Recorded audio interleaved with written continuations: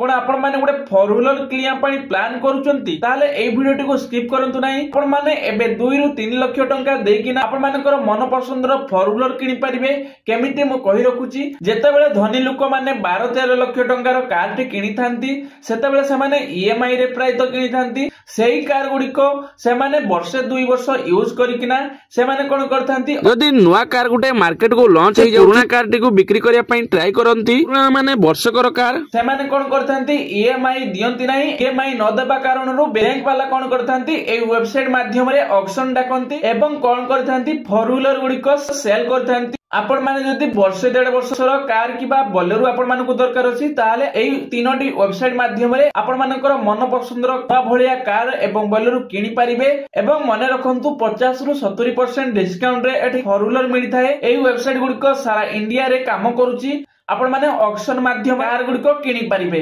तो एई भली informative video देखिया पई हमको फॉलो एवं सब्सक्राइब कर रखंतु। आपण मानक सही संग को टैग करंतु एई वीडियो जो संग की 4 व्हीलर किनिया पई प्लान करूची।